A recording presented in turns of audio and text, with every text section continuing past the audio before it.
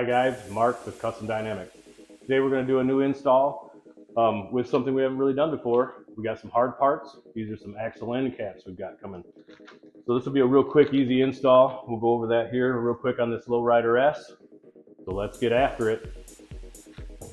All right guys, I'm here at the bench. Got everything laid out with everything we're going to do today. This is comes with a aluminum rod, 9mm spacer, 2 anti-dampener rubber pieces, 2 1/4-20s, 1 1 1/4, 1 3/4 of an inch, and of course 2 axle end caps. These are black. It also comes in a raw aluminum. All you're going to need is a 5/32 Allen. Real easy to start. Get one of the end caps, get the shorter bolt, put it through, put one of the dampeners there, and just barely start the threads, just a couple. That's all you need to do is right like that.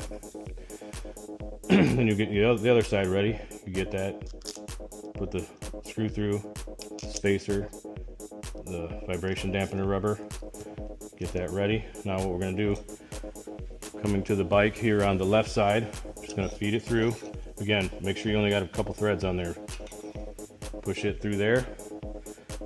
Come to the other side, get our 5/32 Allen. You'll hold on one side and then you can start this side. Just kind of take a couple screws so it snugs up.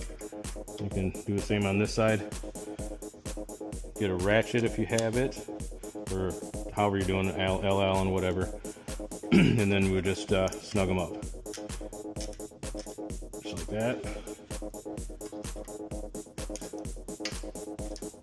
Just like that. Simple. They're not going anywhere. The rubber dampener will hold it in place, keep it nice, won't damage anything. Very easy install, very clean look, simple.